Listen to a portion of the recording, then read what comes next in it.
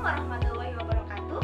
Perkenalkan, nama saya Bayi Hovifah Kusuma Putri dari PPG Prajabatan LPTK Universitas Mataram, jurusan PG PAUD gelombang 1. Jadi di video kali ini saya akan membahas tentang jurnal refleksi pada seminar PPG, yakni terkait dengan PPL 1 atau praktik pengalaman lapangan jilid 1 di semester 1 yang lalu.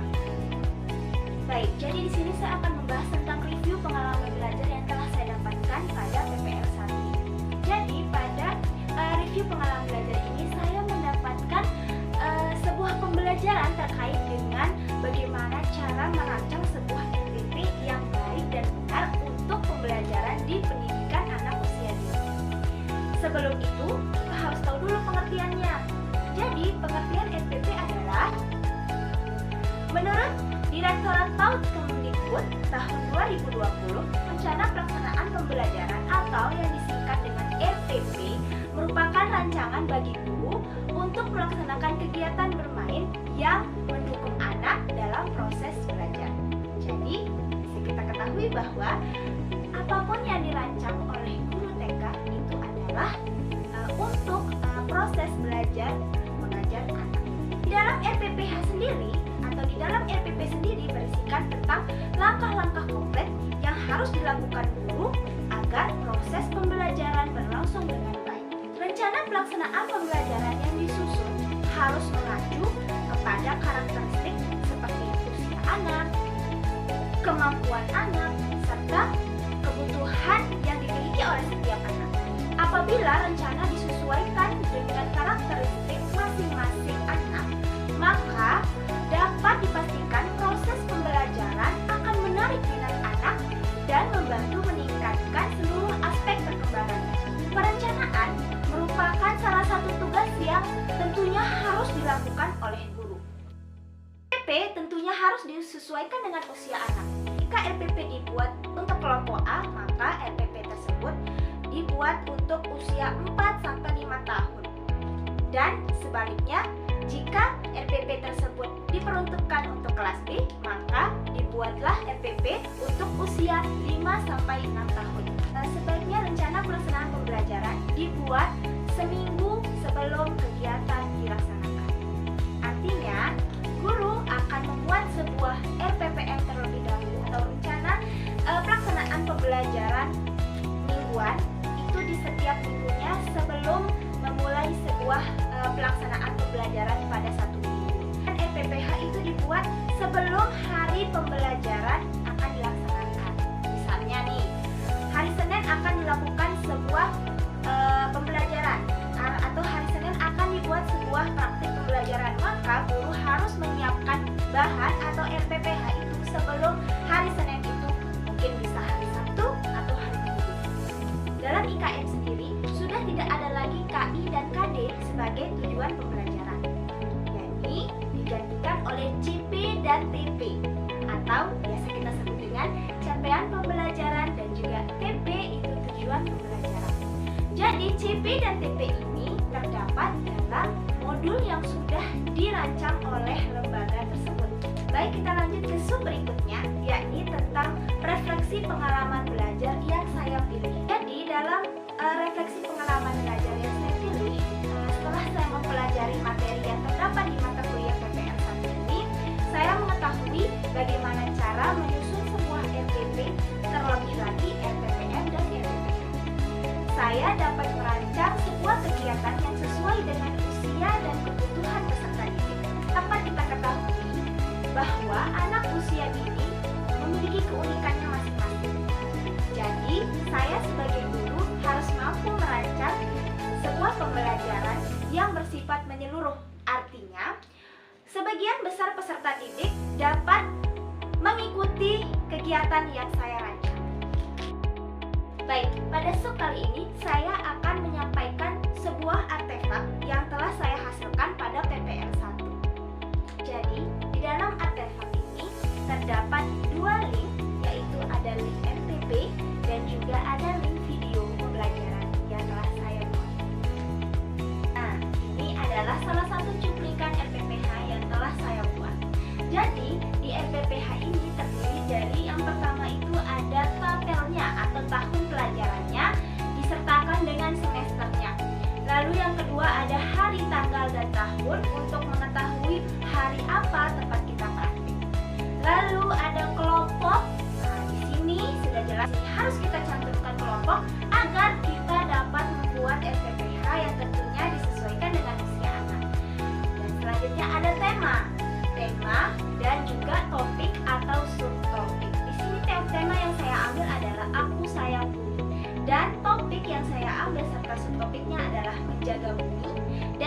topiknya itu pohon lindung.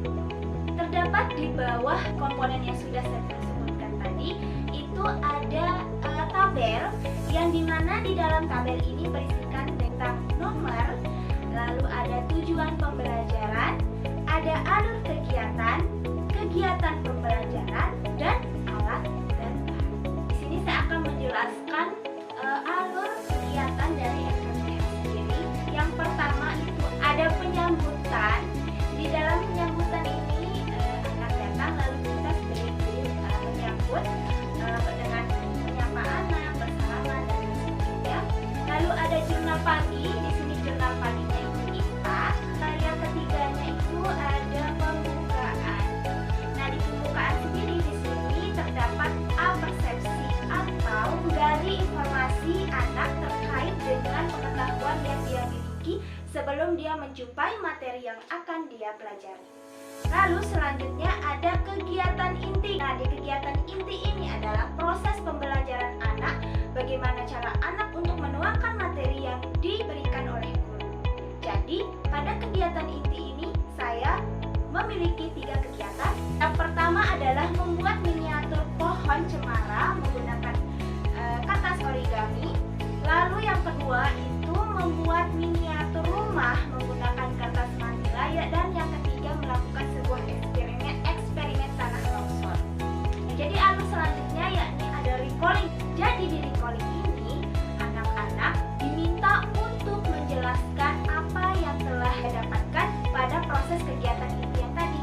Jadi di sini guru dapat menggali informasi lebih banyak lagi terkait pengetahuan yang didapat anak setelah melakukan sebuah eksperimen atau kegiatan dan setelah mendapatkan sebuah materi dari kita sendiri sebagai guru.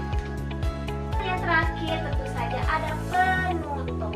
Di dalam penutup sendiri di sini ada menanyakan perasaan anak selama dia mengikuti kegiatan, dan lanjut lagi gerak dan lagu sebagai penyemangat anak atau membangun semangat anak kembali sebelum dia pulang, dan selanjutnya anak diberikan informasi terkait apa yang harus dilakukan besok paginya.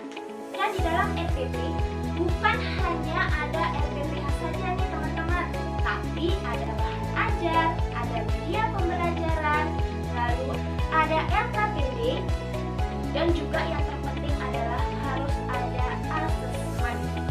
Dan di mana asesmen yang saya gunakan di sini adalah rubrik penilaian. Nah, ini guys, ini rubrik penilaian yang telah saya buat. Jadi di sini sudah tertera ya, ada nama dan juga penilaian masing-masing anak. Di sini saya menilai ada 11 anak, dan capaian perkembangannya di sini saya menggunakan 9 capaian perkembangan atau 9 item. Sedikit saya jelaskan tentang keterangan 1, 2, 3, 4. Untuk perolehan penilaian 4 itu keterangannya adalah berkembang sangat baik. Artinya anak mampu melakukan semua kegiatan secara mandiri tanpa bantuan guru. Lalu yang ketiga adalah berkembang sesuai harapan, yang dimana item yang penilaian yang ketiga ini adalah penilaian di mana anak mampu melakukan sebuah kegiatan namun masih perlu bantuan guru atau bimbingan guru. Lalu penilaian yang kedua adalah mulai berkembang, yang dimana mulai berkembang ini adalah penilaian untuk peserta didik yang sudah mulai bisa melakukan sebuah kegiatan yang telah guru sediakan. Lalu yang terakhir adalah penilaian 1, yakni belum berkembang. Yang dimana belum berkembang ini artinya adalah peserta didik belum mampu untuk menyelesaikan kegiatan yang telah dilakukan.